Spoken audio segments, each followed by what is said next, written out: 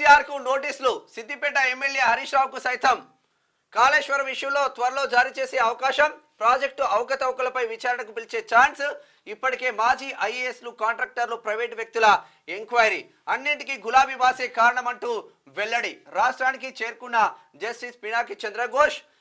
మరో 52 మంది నీటిపారుదల శాఖ అధికారులకు తాజాగా నోటీసులు. సోమవారం నుంచి విచారణకు రావాలని ఆదేశం.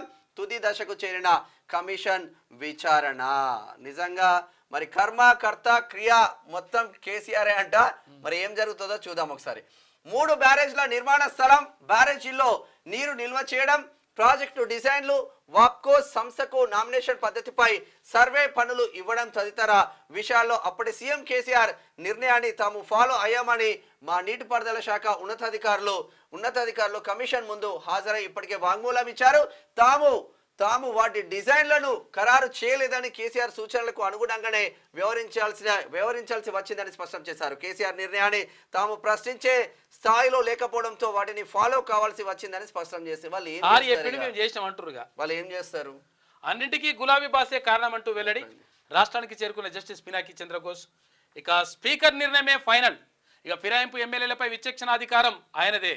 ఇక చర్యలు తీసుకునేందుకు ఎలాంటి టైం బాండ్ లేదు.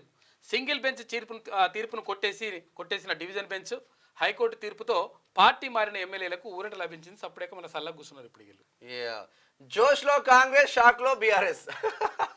పార్టీ ఫిరాయింపులపై హైకోర్టు తీర్పుతో గులాబీ పార్టీలో నిరాశ. త్వరలోనే హస్తం గూటికి మరికొందరు ఎమ్మెల్యేలు. ఇప్పటికే స్పష్టం చేసిన టీపీసీసీ చీఫ్. వీళ్ళు ఏం చేసిల్లంటే స్పీకర్ని ఏదో మేనేజ్ చేద్దాం అన్న కాన్సెప్ట్ లో చాలా ప్రయత్నాలు చేసిన ప్రయత్నాలు మనకు కూడా తెలుసు. కానీ స్పీకర్ నికార్స్ గా ఉండే క్యాండిడేట్ ప్రయత్నాలను బెడిసి కొట్టినాయి. మీరు తెలుగులో అనర్గళంగా రాయగలరా? స్పష్టంగా మాట్లాడగలరా? మాటలకు తగ్గట్టు అభినయించగలరా? అయితే ఇంకెందుకు ఆలస్యం? క్యూన్యూస్ మీకు ఒక మంచి అవకాశాన్ని ఇస్తుంది. క్యూన్యూస్ లో పనిచేయటకు లేడీ యాంకర్స్ కావాలను సంప్రదించవలసిన నెంబర్ 8688926084. qnewsads@gmail.com ను సంప్రదించండి. లైక్ చేయండి.